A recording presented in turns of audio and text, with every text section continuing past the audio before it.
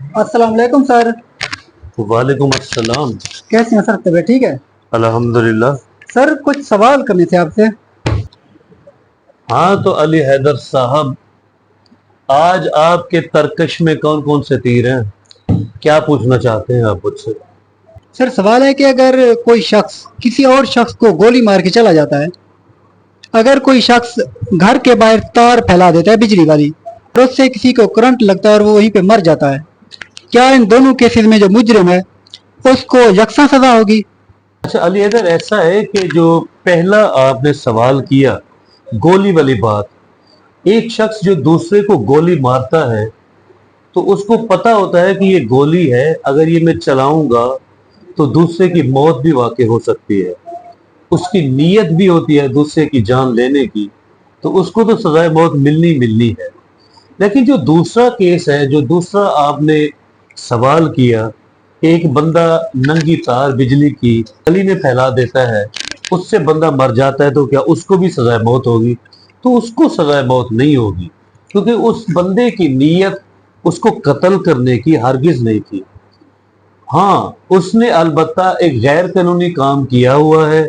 नंगी तार को गली में डालना गैर कानूनी है, तो उस गैर कानूनी फेल के ताबे अगर किसी बंदे की मौत वाक़ई हो जाती है तो उसके ऊपर कत्ले बिस्सबब का चार्ज लगेगा। उसने गली में जो तार डाली हुई थी वो तो सिर्फ अपने इस्तेमाल के लिए, उसने जो सप्लाई लाइन ली हुई थी जिससे वो बिजली कंज्यूम कर रहा था, तो इससे अगर उस बंदे की मौत वाक़ई हो जाती है तो वो मौत अनइंटेंशनली थी, यानी उसमें कातिल की नीयत कार फरमा नहीं थी। जहां जहां नीयत होगी कत्ल करने की, जान लेने की, वहां वहां सजाए मौत अवार्ड की जाएगी।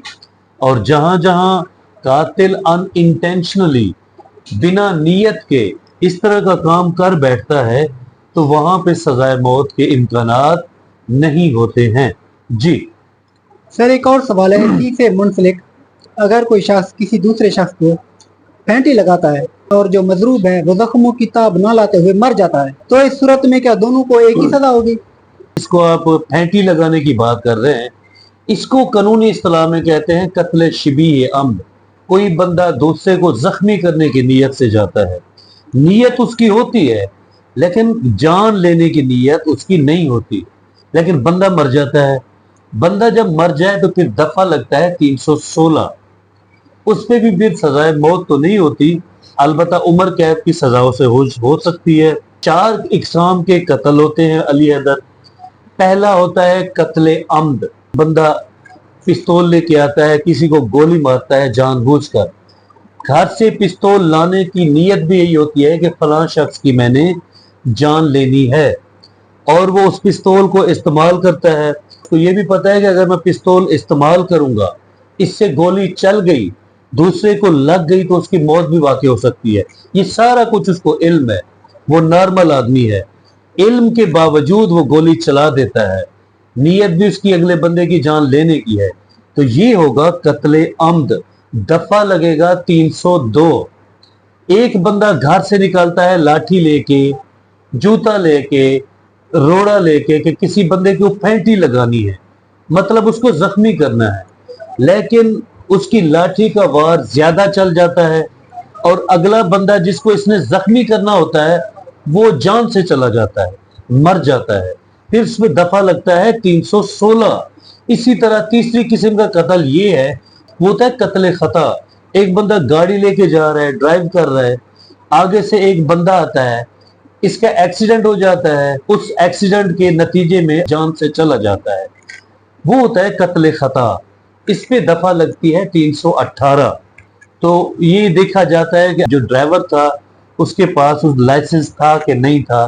लाइसेंस होने की सूरत में केस के जो कंसिक्वेंसेस हैं, हालात व वाकयात हैं, वो और हो जाते हैं, अगर लाइसेंस ना हो तब हालात और हो जाते हैं। कत्ले खता हमेशा मिस्टेक ऑफ फैक्ट और मिस्टेक ऑफ एक्ट की वजह से होता है, मतलब समझने की वजह से या हाथ के हिल जाने की वजह से। आखिरी जो कत्ल है उसको बिस सबब कहते हैं, कत्ले बिस सबब, किसी की मौत का सबब बन जाना, किसी मौत की वजह बन जाना। तो वही बात मैंने आपको बताई, इस शख्स ने गड्ढा खोदा, जाते हुए राहगीर की मौत की वजह बन गया। इस शख्स ने गैर कानूनी तौर पर नंगी तार उसने गली में डाल दी, गैर कानूनी काम किया, तो ये कत्ल बिस्सबब का मुर्तकिब हुआ। मेरे ख्याल में आपको समझ आ गई होगी कि हर कत्ल की सजा भी सजाए मौत नहीं होती, गलती से कत्ल हो जाए तब भी सजाए मौत नहीं होती, कोई गैर कानूनी फेल से कत्ल हो जाए तब भी सजाए मौत नहीं होती, हादसाती तौर पर कत्ल हो जाए तब भी सजाए मौत नहीं होती। एक और कत्ल होता है, एक बंदा जाता है फर्ज करें नौमान को कत्ल करने, ठीक है, वो घर से पिस्टल भी लेके जाता है, नियत भी करके जाता है, पिस्टल में गोली भर के भी जाता है। वहां पर नौमान बिस्तर पे चादर ओढ़ के सो रहा होता है। ये शख्स जो फर्ज करें असलम है, असलम गोली चलाता है, सोए हुए नौमान को लगती है, असलम वहां से भाग जाता है।